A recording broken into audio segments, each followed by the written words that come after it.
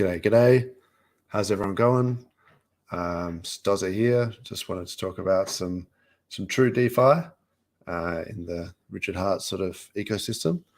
Let me know if you can hear me in the chat. Oh, Mango Junkie. Oi, oi. How you going, man? What a legend. He's been around for ages and always been very supportive. So I'm very appreciative of that. Yeah, so I'm pretty pumped about Hex price and PulseChain V3 Testnet. Awesome, DJ Paulie in the house. What a legend. Oh, yeah, awesome to have you here, man.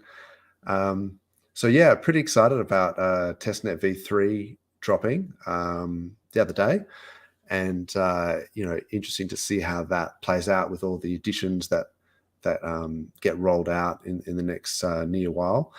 But I guess we're sort of thinking that it could be imminent, that Mainnet may drop at any point. So I might talk about that as well, my take on that. But yeah, it's pretty exciting stuff. So just quickly, I wanted to bring up. So yeah, this one we've been looking at like in the last few weeks, and a lot of other people have as well. And we were waiting for that Testnet V3 to go through, and it has, and we've got all the RPC details. So if you haven't already, you should go check it out. I think the macro at the moment is sort of starting to look okay. It's starting to pivot. I talked about in previous streams that there was a lot of correlation between the S&P 500 and BTC, and then correlation with BTC and the rest of the market. So to see the S&P 500 sort of get rejected off this trend line and then break through it and then retest it and then use it as a spring, I thought that was super bullish. We've got the 10 MA above the 20 MA, and the price is above both. And this is on the weekly, so this isn't like some intraday 1 hour 15-minute chart or anything. This is like weekly candles. So this is like a real good indication that the market has pivoted.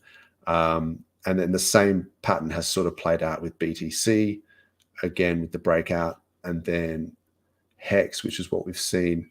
Of course, there are other factors at play with the release of Testnet V3, things like that. We've been mooning since January.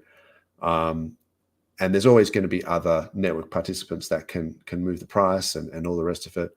The Fed has been raising interest rates in the US, and then if they start to settle down on that and pivot from hawkish to dovish, then maybe we'll start to see the market really take off. I really hope so, and I think that DCAing is probably the key there. So speaking of DCAing, sometimes people are, trying to work out their average buy on a particular asset. And this is Godwale's wallet. So don't get too excited for me. But this site, I actually got it from your friend Somi. So shout out to him, because he's piss funny. He's a legend, and he's always talking about it, pulling up his fluffy socks and all that stuff. He's a funny guy. But yeah, I saw this on his Twitter. So there's definitely, he dropped some alpha on that. So check him out. But he was talking about this app, and I was looking at it for my own purposes, for like trying to get average buys. Because if you've been DCAing into this dip, 85, 90, 95% off from all-time high, it's amazing how much it actually reduces your average buy-in. So it's kind of cool to be able to put in just any old wallet and check the assets, and it's just got all your buys and things like that. You can do your own spreadsheet, and it's got Etherscan transactions and stuff like that. But yeah, so depending on which wallet tracking software you've used, and I've talked about them, different ones in previous streams, but this one I just thought was cool. So that can help with the DCA. Other cool stuff. So I found, so yeah, because the Testnet V3, and I'll go into that a little bit more in detail at the end, but just in terms of cool stuff, like this Poseidon guy, Don SG PulseX, he's made this site, which is pretty cool, and looks like you can just, add the token contract addresses to your MetaMask. You can search for tokens. There's also, and I'll go back to this, but if you go to Beacon Chain on Testnet V3, all the tabs up here have got all the like sort of shortcuts, if you will, except for the bridge. The bridge hasn't, obviously the bridge isn't live from Godwale, so it's still set up with Rinkeby, which is a deprecated bridge network. So yeah, Rinkeby is deprecated, so that pulse ramp doesn't work at the moment. But where I was going with this is, you can just go to the sacrifice checker. You can do PRC20 token scanner, and you can scan. I've just got like a test wallet in here at the moment, which has got some test tokens and things in there. But yeah, you can scan, so that's kind of cool. There was also an LP one. I might talk about that on a separate stream, but it basically can just put out a whole bunch of different LP like pairs, like a list of pairs from different block heights and things like that. One of the cool things that I was looking into recently, there's been a lot of like froth for the HSI auctions. And if you go to hedron.today, I'm not sure who to give credit to for doing this, but this auction site is awesome, and it's really cool. I'm a huge fan of HSIs for a couple of reasons. One is that, with native hex stakes, as good as they are about, protecting you from yourself and selling and things like that, when you think you're going to get like a 2x or sell on a double, and then it ends up doing another 13 doubles or whatever. HSIs are kind of cool in the sense that they're not locked to a wallet, so you can transfer them, tokenize them to an NFT, and transfer them to different wallets. So if your wallet is compromised, whatever, you can still send your stakes around. The other cool thing about HSIs, of course, is that you can cash them in for ICOSA. So this auction, for me, it's not like I'm saying I'm a huge fan of Hedron or I'm a huge fan of ICOSA or whatever. My primary ambition is actually to stack Hex, and any means possible to do that, I think is worth investigating. So with these auctions, they have the timer here along the side. If you've probably been doing this, has been out since last year. So, and I had been tracking it, but and they also do it on ETH-POW, and I can talk about that on another stream if anyone's interested, how to access these auctions on ETHW or ETH-POW. But yeah, it's kind of cool, this site. And the cool thing that I like about it is Sloth has done a site, look into Hedron. You've probably seen it, but you can check to see which is a good HSI deal. So these stake IDs, like 967 here, is probably, okay. So this one is 649. Let's see if we can find it, 649. So you can check them by the stake ID, and then it will tell you the value of the bid in Hedron, which you can see here. At the moment, this is 7.9 billion Hedron for this particular stake. It's got a 10x bonus, so that's cool in terms of like how much Hedron it can produce. It's 100 T-shares, but yeah, that's awesome. And then, but if you have a look at it, so I mean, this is a monster. It's underlying ICOSA. If you cashed in that HSI is 18,000, but the value of the bid is 21K. So is it a good deal relative to the mintable ICOSA? No, it's not. But that's okay. It's probably a good deal relative to how much it would cost to make that stake today. And if you're just shopping for HSIs, then maybe that's a good way to do it. But if you're looking to flip them in terms of a COSA yield, then you would want the value of the bid in Hedron to be less than the underlying ICOSA in that HSI. So, keep an eye on it. This one ends in 13 minutes. From what I've seen, most of these get snapped up. It's pretty competitive. So there's like probably bots that are doing it. I know there's, there was the Maximus DAO guys that crispy bacon in the house. My slippers are fluffy. That's funny. That's a reference to your friend Somi as well. Crispy bacon, I'm pretty sure, is he not the guy who does the Hex Info website? If it is, then yeah, honored to have you in the house, man, because that Hexfire.io, sorry, let me just double check. Hexfire.io. If that's, or is that Crispy Man? It might be Crispy Man. I might be confusing my Crispies. Crispy Bacon is a cool name though. Hexfire.io. I should probably talk about that in a separate stream in terms of I want to talk about some stake ladders and things like that. But yeah, lots of different ways to collect your T-shares. And, with the ratcheting of the T-share price with respect to Hex, as people end stake, it always is going to cost the same or more amount of Hex to get that same amount of T-shares. So that price with respect to Hex is always going up. So, accumulating T-shares, if that's also, part of the name of the game, then there's multiple ways of doing it. One is with the HSIs, one's with the native Hex stakes, and the other, of course, is with your pools like the Maxi, things like that, and the pool party.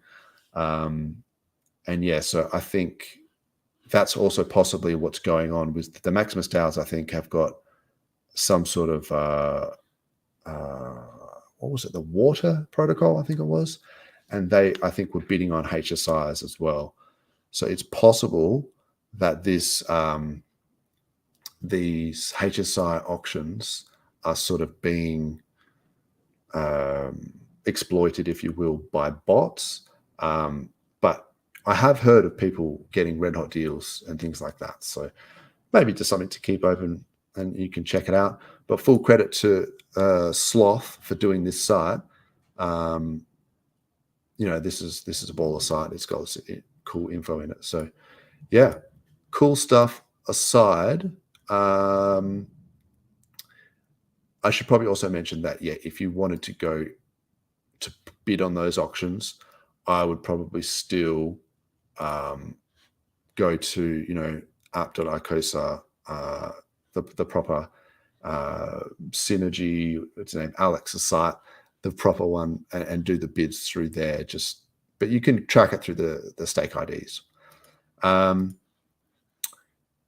The PulseChain Testnet V3 that's just come out. People are frothing. We think it's going to be like any second,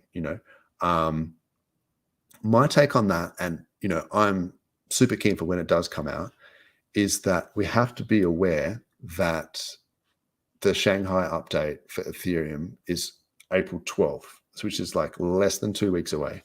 They're talking about the Shapella network upgrade, which includes the execution layer changes for Shanghai. Also the changes to the consensus layer for the Capella upgrade. So that's why it's the, Shapella.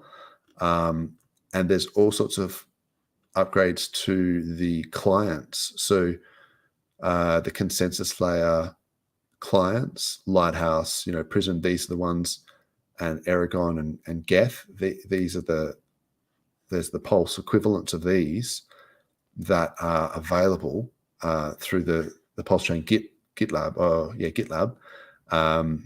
They will need to be updated if they want to stay on the same stream as Ethereum. So if for me, we've waited 2 years, what's another 2 weeks? And I know that's a mean, 2 more weeks or whatever, but I would be waiting for this for sure. It's just rather than have to do it upstream. But I'm not a dev, and maybe there's ways that they can implement these changes easily without. So yeah, maybe it could easily drop tomorrow, and I'll just be wrong. But yeah, I would wait until after the 12th of April if it was me. The other thing is, like I mentioned with those, the ramp, like the Pulse ramp, like you want to have, Testnet V3 up so that people can play and provide liquidity and do all that stuff. I don't know if it's worth me going to look at my face, but yeah, but you want to be able to test the bridge out, So I just think in terms of go early bridging to Testnet V3, and we haven't even seen that on. Yeah, maybe I should, rather than just talk about it and looking at my head, maybe I should just go to it. So if you go to the GitLab, and I'll put all these links in the description. Intrepid Shape has said 2 more weeks. That's so funny. Yeah, and Coneborgs as well. Yeah. Oh, wow. There's a few people in here. Thanks so much for coming in and saying hello. That's awesome. Class legend. That's so funny. 2 more weeks.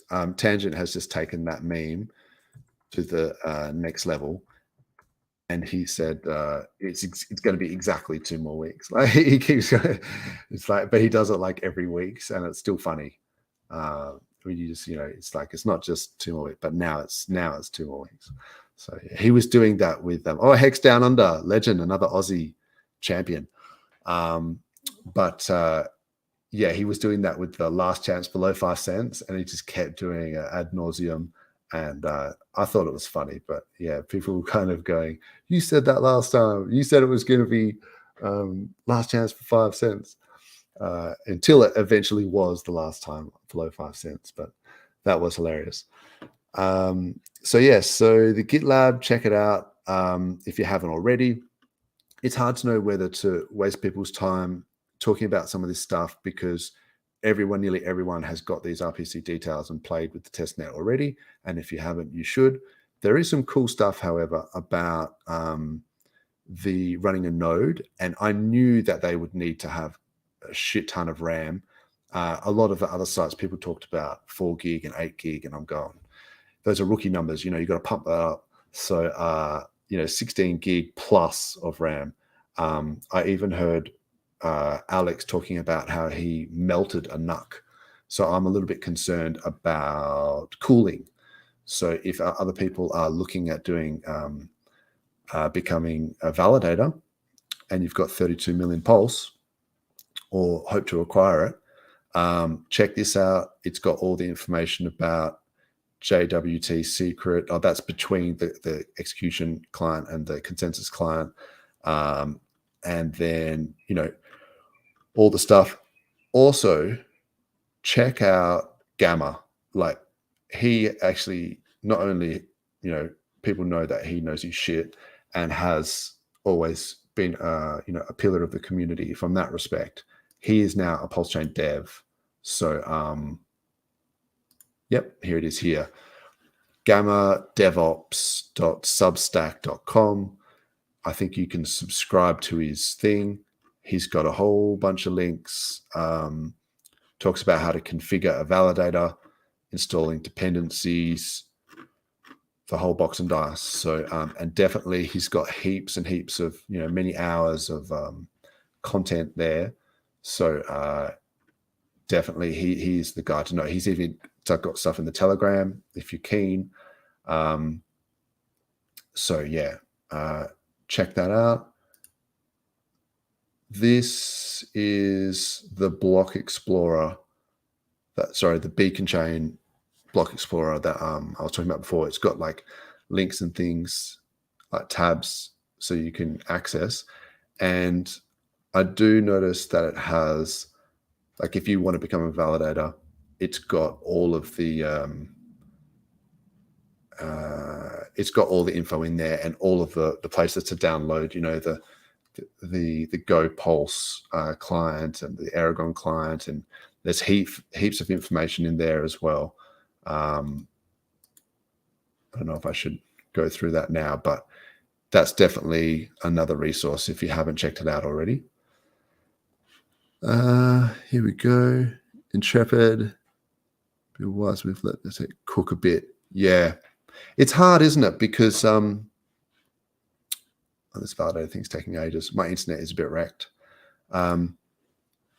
It's hard to know with that how long he's going to let the testnet go for, because he always did say that he didn't want people to be able to game the system. So I think he did say that he wanted to have just 2 weeks between the launch of V3 and mainnet. So that'll be interesting. But I think there are other factors. Obviously, the code has to be right. And if we go to PulseX, and like I say, the bridge, I think they really, I think they want to test that bridge. If you go to, oh yeah, cool. So I was just swapping over because I was looking at those auctions. So if you go to info, and you can tell that the bridge is not live because everything is $0. So that's one thing, is you've got to be a little bit careful if on day one, if you sort of, want to see, oh, look, how much is Hex worth on day one, and you put it in USDC or whatever. And at the moment, one Hex is 63 cents. And I saw that higher numbers than that as well. And I've talked about this with a couple of people, but it's just because the USDC has devalued, like it's lost its peg, and people are just, they're knowing that Circle is probably not going to support USDC on that side. And then so yeah, just be a little bit careful if you're sort of thinking, oh wow, my PHEX is worth 63 cents. And then you start to use that in calculations for how much things are worth. That is an erroneous assumption, because this is you have to wait for the EUSDC to be bridged in and paired with the PHEX, like Hex on PulseChain, to get a sense of how much it's worth in terms of actual US dollars. This USDC is just is going to get wrecked. So just keep that in mind when it comes to ratio trades and things like that.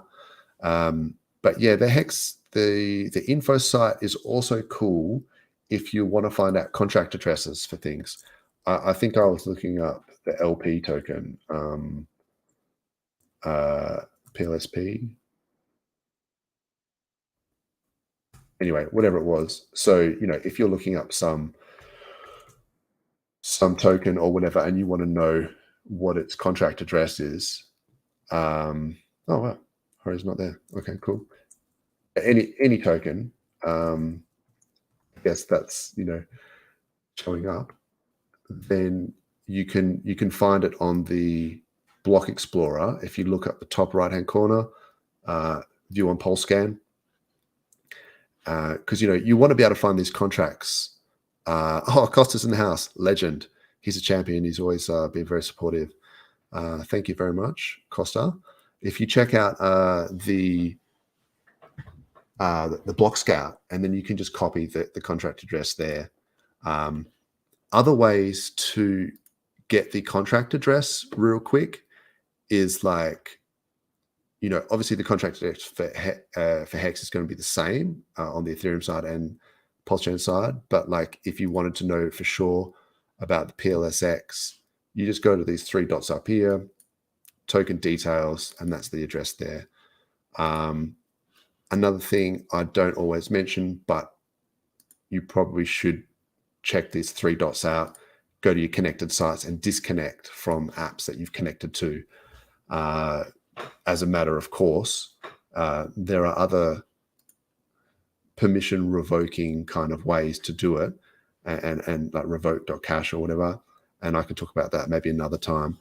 But the other thing is to be careful of is, we could be getting airdrops from a whole bunch of random tokens. So just because a token is called PLSX doesn't mean it's your PLSX that you've been airdropped. So just be a little bit careful and always check your contract addresses, the token contract address, and make sure it matches with, you know, what you think it is. Even on here, you can get some bogus tokens. And even in the Block Scout, there are some scam tokens that have the same ticker.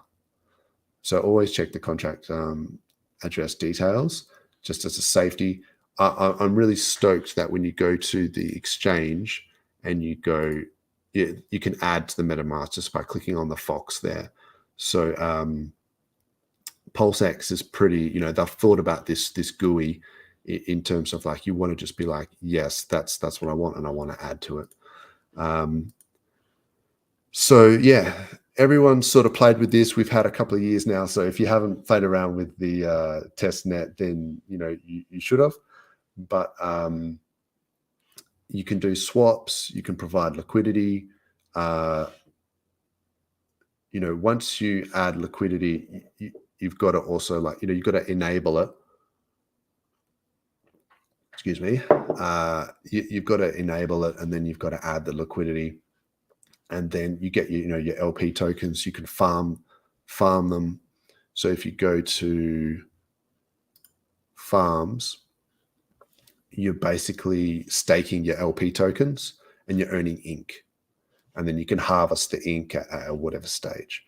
So yeah, have a play with that if you haven't already. It looks like my internet's wrecked, but there you go. That was I just did that before. I added some liquidity between plsx and PLS. I took the LP tokens and staked them, and then, you know, you can harvest the ink. So that's something that you should all have been playing with. The only other thing that I can offer that is cool with this is if you go to settings, the cog in the top right-hand corner, you can adjust your slippage tolerance. You can make it, you know, pay a little bit more for the gas if you want things to go through. And I noticed when you put on expert mode, I'm pretty sure I was just like, yes, expert mode, like, let's do this. I had no idea what that was. But then at some point I noticed I had this send. So I'm not sure if that was part of expert mode, but you can do a swap and you can put in a different wallet address. So you're actually doing the swap and the transfer in one transaction. So yeah, that's pretty cool. All right. I think that's pretty much everything I wanted to talk about. Hex Down Under says, I'm sure the big man will launch it when he thinks it's ready. We are all pawns in the game. That's right. That's right. The only other thing I wanted to talk about maybe was,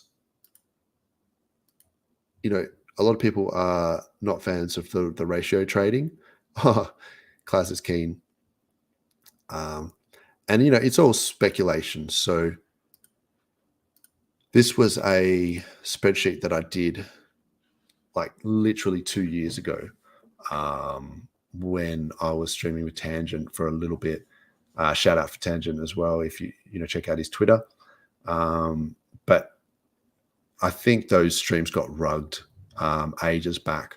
So, you know, here it is again. And all this was like, you know, you can put in it was just a spreadsheet that I made up, and you could like put in the price of Hex or whatever, the current price on the Ethereum side. And then if you consider that PLS and PLSX both had 10,000 coins, 10,000 tokens per dollar sacked, and within that first 5-day period, because of the bonding curve, you know, you didn't get wrecked by that bonding curve. So you basically got 100%.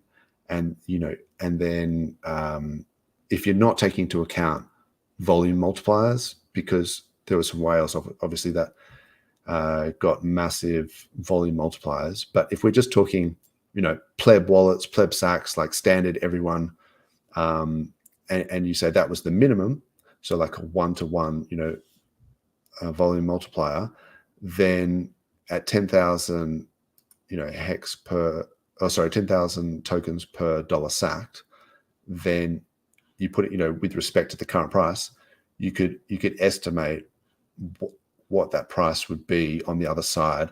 And so the problem that I came into when Tangent drink soy milk, I highly doubt that, but that is funny. The one problem I have when I did this calculator was of course that it depends on whether the OA is going to bridge in a whole bunch of e-hex and pair it with the hex on PulseChain at a ratio of 1-to-1. So if they bring in like billions of hex, because obviously the OA has a massive amount, they bridge that in, they create the pair 1-to-1, then you've got parity on both chains. That's the way that we've always, that's the way that we talked about it back when we were doing this, but they are assumptions. So I have to qualify this ratio trade calculator quite a few times, because if you take any advice out of this and then it just gets you wrecked, then like it's your own fault, because you probably shouldn't be listening to random people on YouTube. But these numbers, I'm pretty sure, are at least accurate. But I have no idea whether they're going to play out this way. So it's just pure speculation. It's just fun to have a look. So, all right, Ash is in the house. So yeah, if you assumed that you had parity and then you looked at the implied price of PLS, and then you sort of said, okay, well, within the tolerance of like 20% high or 20% low, somewhere between maybe 600 and 1,000 PLS per PHEX might be a good deal. I saw numbers of around 200 when Testnet V3 came out. So Hex was like 200 PLS. And maybe I should go back and just quickly check what that is now. Or we can do it at the end. But yeah, those ratios, assuming that PLS hasn't gone up since the sacrifice. So I did a previous stream, I think it was like 2 weeks ago, and I talked about all the different layer ones and their price performance from their ICO date to day one, and then from day one to their all-time high, and then their launch date with respect to the halving of BTC halving. And it turns out that we're actually very close to the point that Ethereum was with respect to the BTC halving when Ethereum launched. So I think that's bullish. Obviously, Ethereum, did like a 15,000x or something. So that's pretty insane. But between the ICO of I think about 30 cents for Ethereum to day dot, it was only about a 10x, depending on where you take that point on the day one candle. So even if you sort of said, oh well, day one maybe PLS may do like a 7x or something like that, then that does put it down to about 100 to 150 PLS per PHEX. So you have to take into account, how much you think that PLS has gone up since its ICO point. And then I started doing some other crazy stuff. So I might go through this again. There's some stuff about the PLSX buy and burn. I might go through that at another point.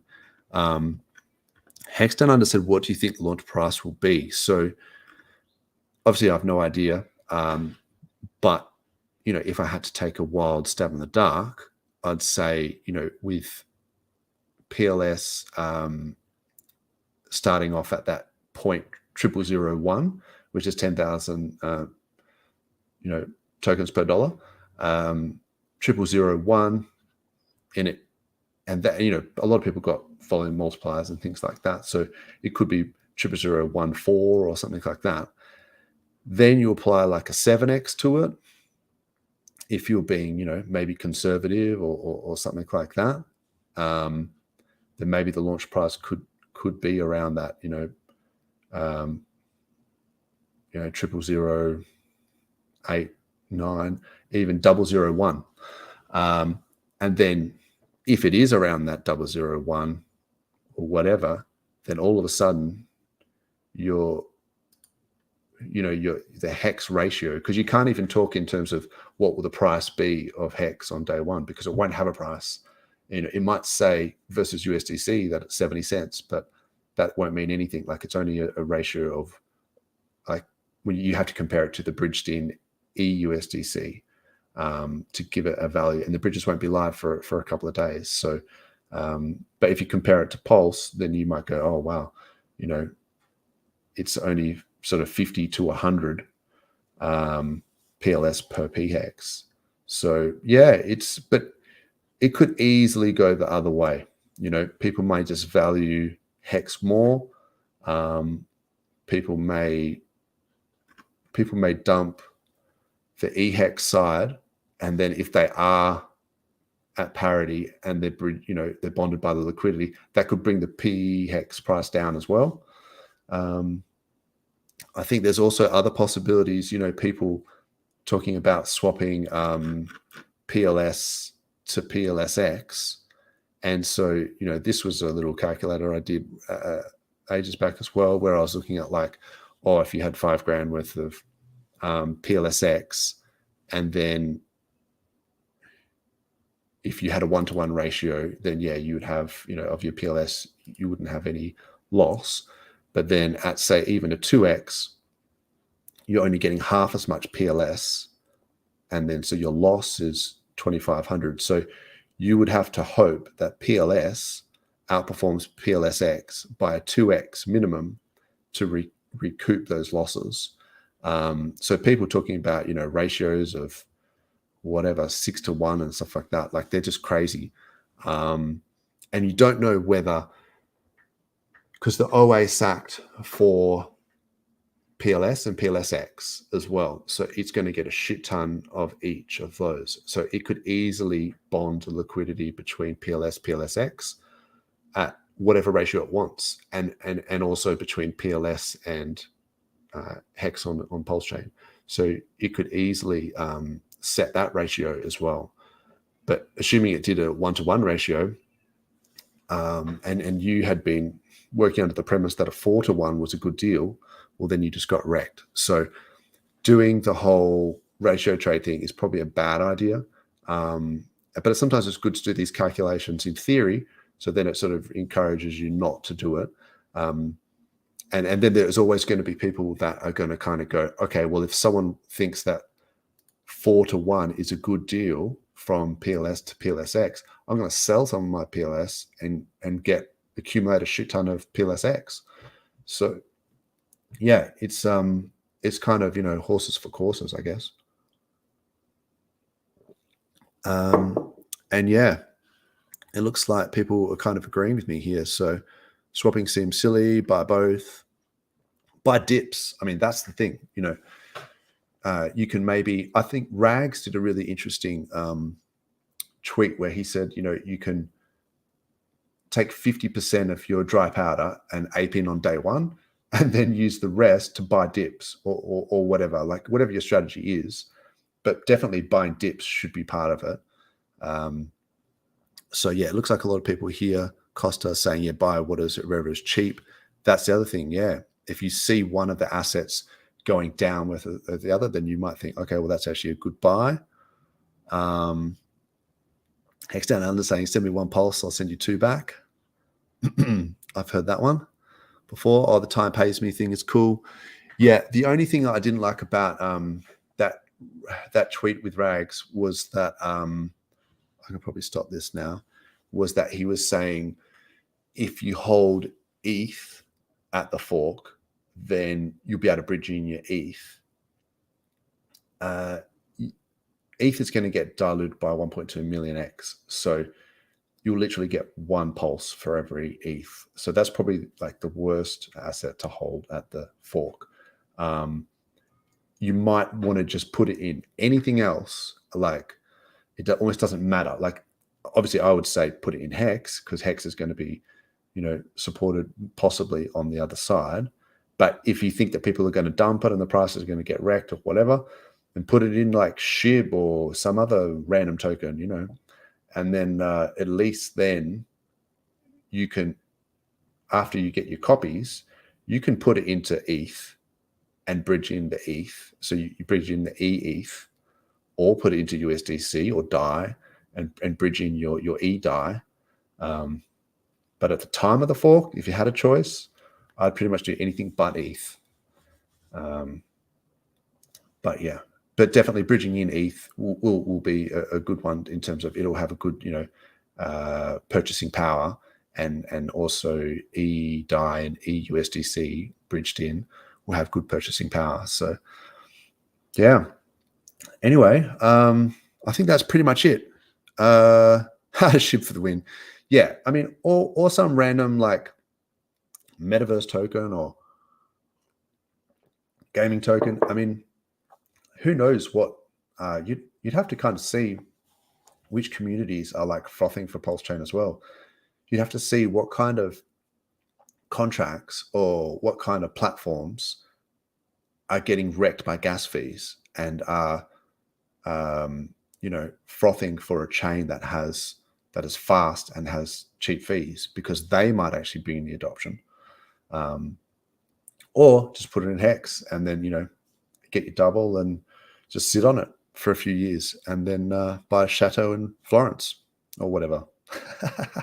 Like Claz reckons. Cool. All right. Thanks, everyone. Have a good one. And yeah, good to see you. And I'll see you next time. Ash has got honest DCA right from the gate. Smart thing. I think DCAing, you can never really go wrong with DCAing in, and you don't have to you can split it up into many buys and obviously DCAing the bottom is the best way to bring your average down. But even DCAing out, if you're planning on selling, is a good idea as well for, like Tangent says, the regret minimization thing. So if you're thinking, oh, this is a price, it's going to go down from here. If you sell your whole bag and then it does another double, you're going to be spewing. So you just want to DCA in and DCA out, I think is also the way to go. So cool. 43 OGs in the house. I was thinking of LPing Hex Hedron over the fork. I don't know. Oh, man. That's really interesting because the LPs with the ETH pair pools are going to get wrecked by the AMM fixer bot. The ERC20 pools, so Hex Hedron, I don't know. I'm not sure if there'd be an advantage or a disadvantage of holding that over the fork. The only problem would be, I guess, if you've got the LP tokens like Uni V3 tokens, and you've got your NFTs and all of that stuff, whether that's going to be even honored on the other side, or even there's probably no way to interact with that. So yeah, that might be another chat for another time. But LPing, at the moment is probably, I would say, not recommended. Well, maybe after the Shapella network upgrade, I think people might start pulling their LP, pulling their liquidity, and so yeah, because they just want to keep their copies. They just want to keep it in their wallet so they get their copies, and rather than risk having it in an LP and there being some problem on the other side. Yeah, I probably could talk about that for a while, but yeah. All right. Anyway, good to see you all. Yeah, shout out to Claz, is having a stream tomorrow. So yeah, I think with she might be even doing 2 streams. I think the Ladies Discourse, but also do the time pays me thing with Maddie Allen. So shout out to her. Check that out. And yeah, thanks very much for coming in and saying hello. Much appreciated. All right. Cheers, guys.